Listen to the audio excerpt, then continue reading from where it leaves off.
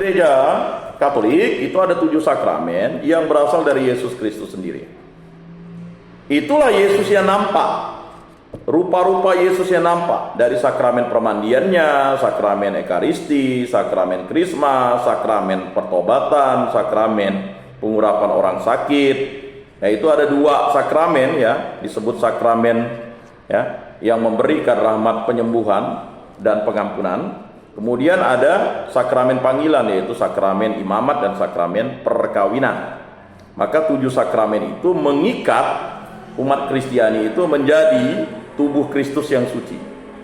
Maka jiwa Kristuslah yang ada di dalam diri kita. Makanya seseorang, mohon maaf ya, seseorang kalau dalam gereja Katolik itu kan perkawinan itu ya monogami dan tak terceraikan. Perkawinan itu sakramental, kecuali dipisahkan oleh maut. Itu sesuai dengan amanat agung Yesus ya.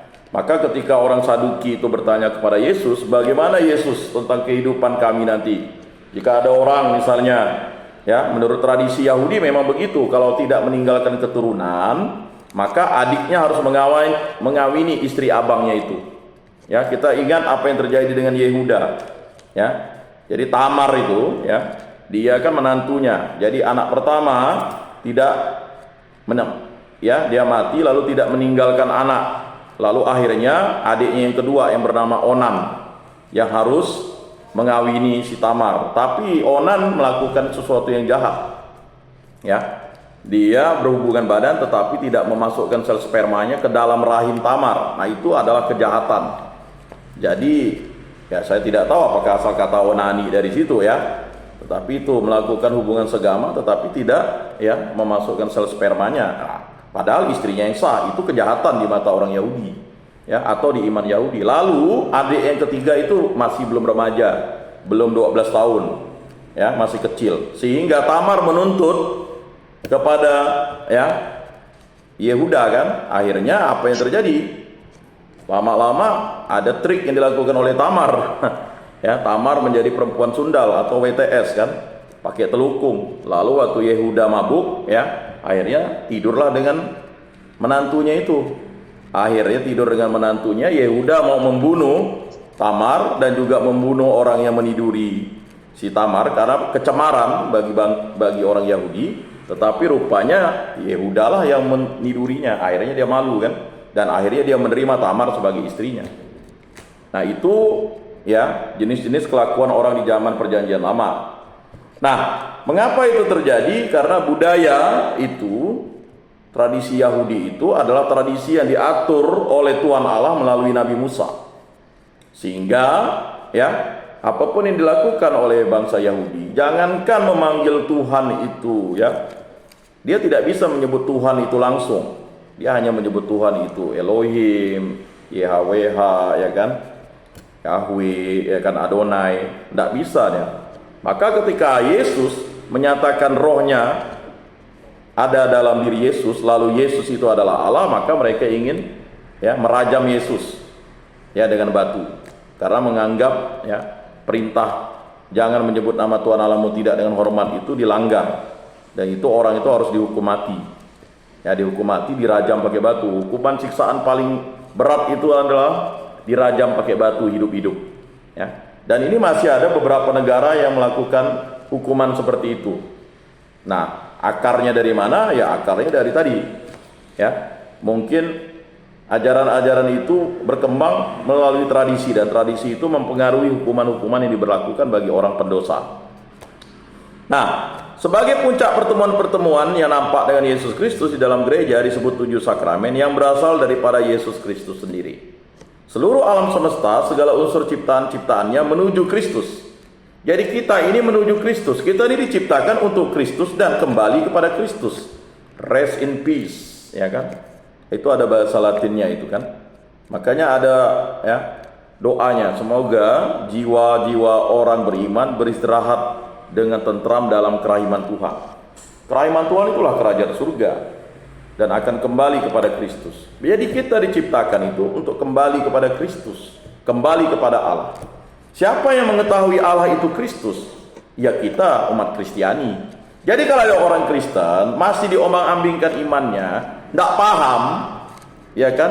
Kristus itu adalah Allah, Yesus itu adalah Allah, berarti imannya itu adalah iman kilik-kilik, kata orang di kampung Baremada, Bengkayang tuh.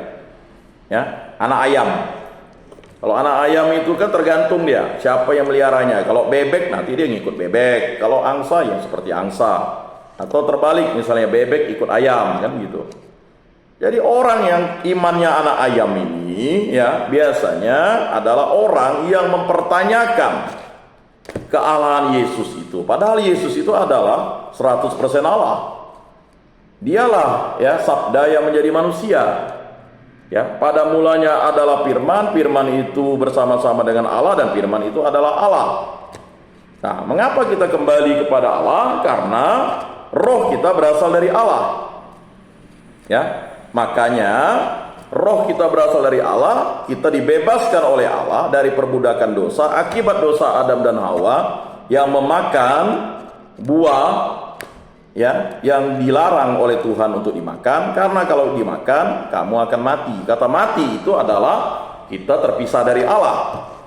Jadi surga dan neraka itu, surga itu bersama dengan Allah, neraka itu terpisah dari Allah. Itu saja sebenarnya, ya.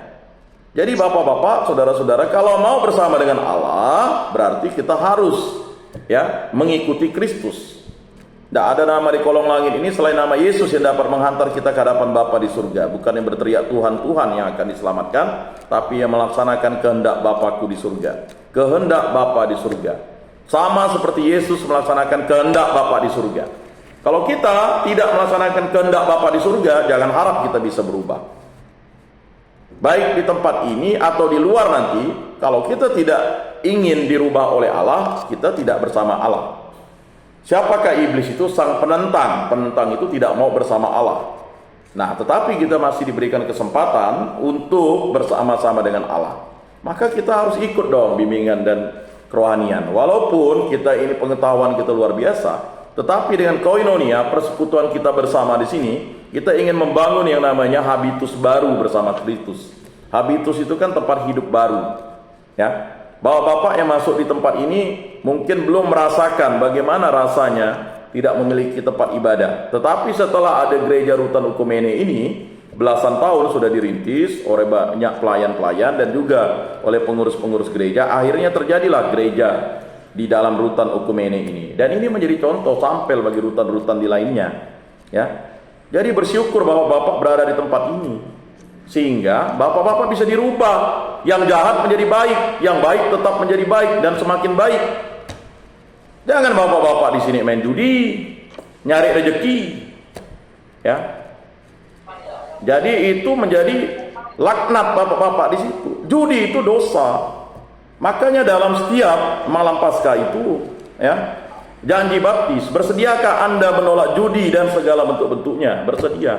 Karena perjudian itu adalah salah satu kerjaan setan. Mana ada orang berjudi tidak ngakal? Ya. Maka yang kata Yesus itu adalah sukar orang kaya masuk dalam kerajaan surga, lebih mudah unta masuk ke lubang jarum. Apa? Karena ya kan kekayaan itu membuat kita menjadi mati. Mengapa mati? Karena kita tidak akan bersama Kristus. Maka cintailah Tuhan Allahmu dengan segenap hatimu, dengan segenap jiwamu, dengan segenap akal budimu, dengan segenap kekuatanmu. Cintailah sesama manusia seperti dirimu sendiri. Jadi, bapak-bapak, saudara-saudara yang terkasih, saya mau menyampaikan ini, ada perubahan paradigma berpikir. Jadi kalau kita ikut bimbingan rohani itu iman kita memple, tempel, ya kan, tempe, tahu, ya udahlah, ya. Sulit. 5 tahun saya sudah dampingi di sini dari 2018, 19, 20, 21, 22, 23. Kemarin saya dialog dengan Pak Andre. Kalau tidak ada perubahan perilaku ketika kita masuk di tempat ini, kita datang di tempat ini kan hanya datang duduk diam dengarnya. Ya kan? Makan dari kasih. Kalau Bapak di luar sana nanti kan dikasih makan, kau harus nyari makan. Ya. Di sini kita datang ke rumah Tuhan itu dihajar dan diajar oleh Yesus. Kalau tak ada perubahan perilaku dalam hidup kita, janganlah kita masuk di tempat ini. Syukur kita masuk di tempat ini karena kita mau dirubah Kristus. Itulah cara Kristus merubah kita. Sama kayak Pak Timotius ngacam, dulunya selingkuh, sekarang tidak selingkuh. Diceraikannya, ya karena begitu. Lah, itu perubahan perilaku namanya. Ya, sekarang begini, negara ini kami selaku penyuluh agama Katolik ini kan ada target. Targetnya adalah ya kan menjadikan orang baik itu kan tidak mudah.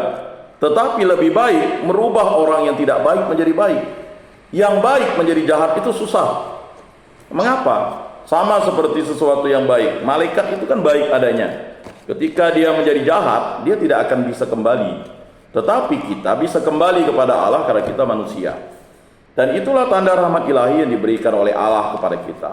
Maka perubahan perilaku terjadi. Lawanlah kemalasan itu, akar dosa kan malas. Malas dengan orang ceramah. Ya memang Yesus kan ceramah. Ya. Kalau kita malas dengan orang ceramah, mengapa kita melakukan kejahatan? Makanya siapa yang bertelinga hendaknya mendengar. Kalau kita tak punya telinga, ya susah mendengar. Itu kata Yesus. Dan untuk itu perubahan perilaku terjadi. Karena dampak signifikannya, apa sih gunanya bimbingan rohani sekian tahun? Tidak ada dampak signifikannya untuk pertumbuhan iman kita. Ya kan? Minimal kita berubah menjadi baik. Yang dulunya penjahat menjadi orang baik. Yang dulunya berbuat jahat menjadi berbuat baik. Memang tidak mudah merubah itu pandangan, apalagi terjadi dengan ya misalnya korban atau korban kejahatan kita. Ya tetapi kita merubah diri dengan mohon pengampunan rahmat Allah, dan kita mohon ya kan korban yang kita ya lukai, yang kita habisi itu juga diselamatkan oleh Allah melalui pertobatan kita. Nah itu memang tidak mudah untuk merubah diri, tetapi Yesus Kristus yang bisa merubah kita. Apa kata Yesus? Bukan menghukum, ya. Apa yang dia katakan kepada perempuan yang berbuat zina itu, ya kan? Jangan berbuat dosa lagi, titik. Itu tidak ada Yesus banyak cincong, ya kan? Daripada banyak cincong, karena bukan apa? Karena memang perubahan itu adalah berbuat baik. Dan kita sesama manusia itu diingatkan kembali bahwa hakikat kita adalah kembali kepada Kristus. Itulah anak-anak surgawi. Nah, maka kita disebut dengan anak-anak surgawi. Mungkin karena waktu yang memisahkan, materinya lama. Ini masih ada waktu kalau misalnya ada yang bertanya. Tadi ada yang mau ngangkat mic nih, masih ada 9 menit sih. Silakan Pak.